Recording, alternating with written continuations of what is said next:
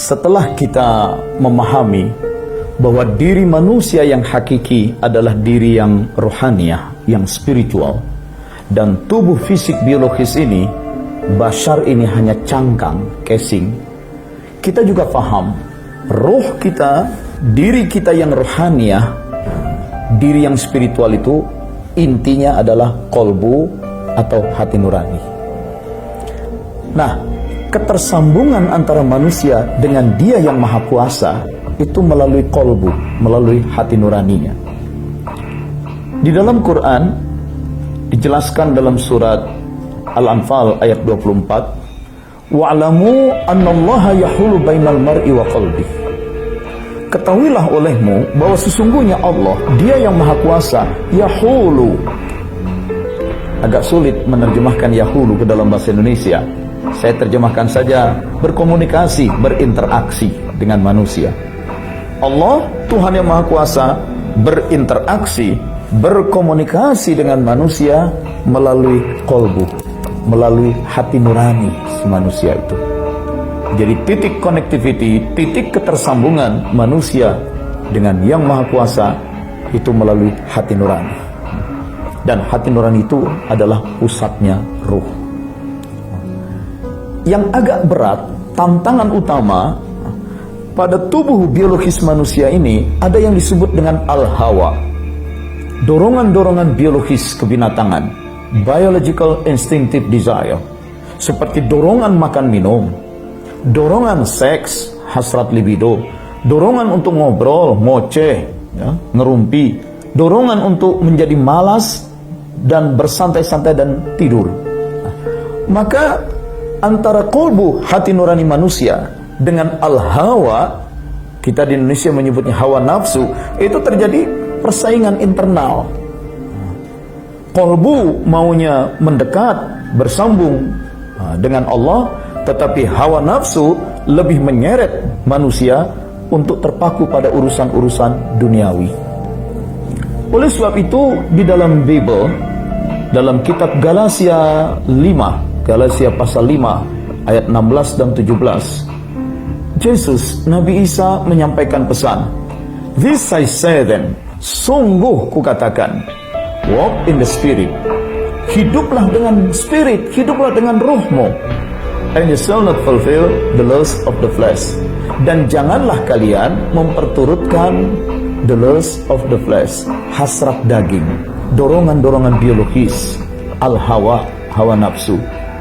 Jadi hidup itu dalam Bible ini dijelaskan untuk manusia lebih berpihak, lebih mengutamakan kehidupan rohaniah, spiritnya.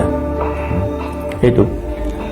Dan Nabi Muhammad SAW pun menjelaskan dalam hadisnya yang sahih, "Innallaha la yanzuru ila ajsamikum wala ila suwarikum." Sesungguhnya Allah tidak memperhatikan penampakan tubuh lahiriahmu, walakinnallaha yanzuru ila qulubikum allati fis sudur. Tetapi Allah terus menatap, memperhatikan kolbu kalian, hati nurani kalian yang berada di dalam dada. Jadi hidup lebih berpihak dan memperturutkan roh dan kolbu yang ada di dalam roh. Karena melalui kolbu itulah terjadi ketersambungan manusia dengan Yang Maha Kuasa. Kembali di dalam Bible, kitab Galatia 5 ayat 17, Yesus, Nabi Isa pun berpesan, kenapa orang harus lebih memihak keinginan ruh, keinginan kolbu daripada memperturutkan keinginan tubuh biologis. Di ayat 17, sebab keinginan daging berlawanan dengan keinginan ruh, dan keinginan ruh berlawanan dengan keinginan daging, karena keduanya bertentangan, sehingga kamu tidak bisa melakukan apa yang kamu kehendaki. Keinginan daging, bahasa Arab menyebut al-hawa, biological instinctive desire, dorongan-dorongan biologis, dorongan makan minum, dorongan seks, dorongan ngoceh, berbual, dorongan untuk bermalas-malas dan tidur. Dan ada keinginan di dalam ruh, al-iradah, niat-niat baik, cita-cita moral, keluhuran yang sudah Allah tanamkan secara built-in. Bahkan dalam Bible dikatakan itu ada citra Tuhan di situ. Antara hati nurani, kolbu, dengan tubuh, hawa nafsu yang ada di tubuh bersaing. Ini yang sering menghambat manusia itu untuk sulit naik dan bersambung dengan Yang Maha Kuasa. Oleh sebab itu, langkah untuk being connected, langkah untuk membuat diri kita tersambung dengan Dia adalah yang pertama, cleansing, pembersihan. Bersihkan kolbu, bersihkan ruh dari tarikan hawa nafsu dan kotoran-kotoran kolbu itu sendiri.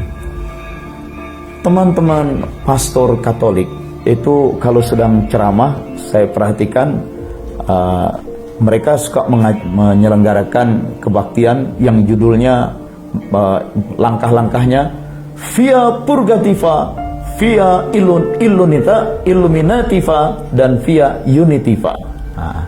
Jadi langkah pertamanya purgativa. Itu bahasa Itali. Kalau bahasa Inggrisnya purging. Ya, kita kalau di komputer mau ngeprint, printernya ada trouble, maka data yang sudah kita kirim ke printer itu kita purge dulu. Kita kikis habis. Dia lebih dalam daripada cleansing, ya, via purgativa. Kalau dalam dunia tasawuf Islam itu disebut dengan takhalli, pengosongan, zeroing.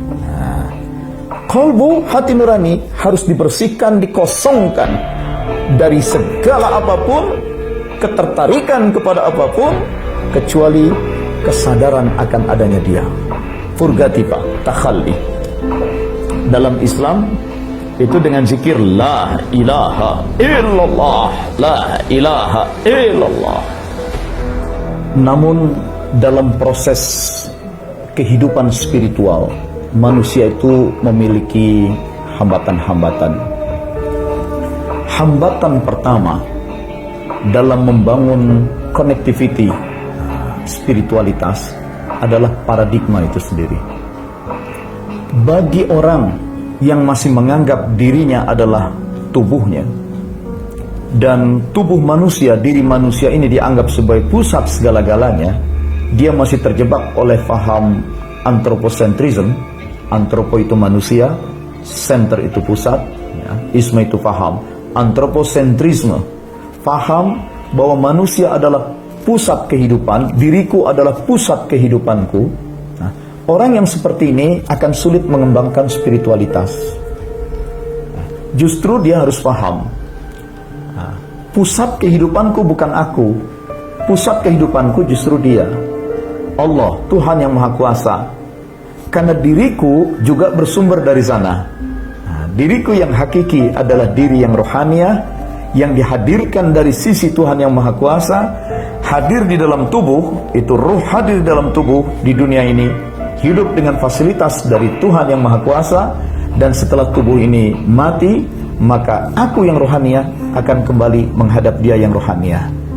Jadi jangan jadikan diri kita ini sebagai pusat segala-galanya. Kita akan jadi frustasi menghadapi hidup, mengandalkan potensi diri, mengandalkan diri hanya sebagai pusat, itu bisa membuat kita mudah frustasi. Geser paradigmanya. Dialah pusat kehidupan kita. Yang kedua, hambatan kedua adalah al-hawa, hawa nafsu. Hawa nafsu, dorongan-dorongan biologis, itu bisa menyeret kesadaran spiritual manusia sehingga terjebak hanya untuk mengejar hal-hal yang sifatnya kematerian, keduniawian jangka pendek. Dan ketika kolbu kita, pusat rohaniah kita terseret oleh hawa nafsu, itu bikin capek, payah. Orang menjadi hedonistik, orang menjadi materialistik, orang menjadi sekuler, mengejar-ngejar kehidupan dunia, itu membuat ruh capek terseret-seret. Dan ketika ruh itu semakin lemah akibat capek terseret-seret, dalam lemahnya ruh, dia mudah diintervensi oleh iblis, oleh setan. Nah, sayangnya ada sebagian orang dalam tanda kutip agak sok modern, sok saintifik, sok ilmiah, sok rasional, lalu mengatakan setan itu tidak ada. Tapi sebenarnya ada. Nanti akan kita bahas dalam topik khusus dengan judul setanologi. Nah, sementara bahwa makhluk jahat itu memang ada, dan dalam kitab-kitab suci, khususnya dalam Quran, dikatakan inna syaitana lakum aduwwam mubina. Setan itu sungguh musuh yang nyata. Jadi kalau sampai ada orang berpendapat setan itu tidak ada, jangan-jangan dia sudah terkena pengaruh ajaran setan. musuh kok ditiadakan. Terakhir yang keempat, problem diri. Setelah hambatan yang pertama, paradigma yang menganggap diri manusia adalah pusat segala-galanya, antroposentrik, ini digeser. Bukan kita yang menjadi pusat kehidupan ini, tetapi Dia yang Maha Kuasa. Yang kedua, hambatan adalah hawa nafsu. Kalau itu bisa kita kendalikan dengan latihan-latihan. Dan yang ketiga, kalau kita bisa membentengi diri dari pengaruh iblis, pengaruh setan, perlu yang keempat kita cermati adalah kekotoran jiwa itu sendiri. Jiwa yang kotor, kalbu yang kotor, berisi dendam, dengki, kebencian, kecemburuan, itu juga akan membuat spiritualitas kita menjadi rusak.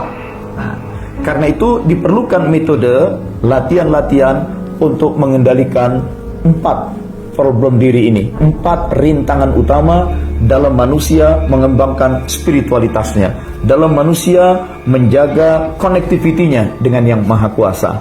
Dan apa latihannya terhadap 4 itu? Kita lihat pada episode yang lain.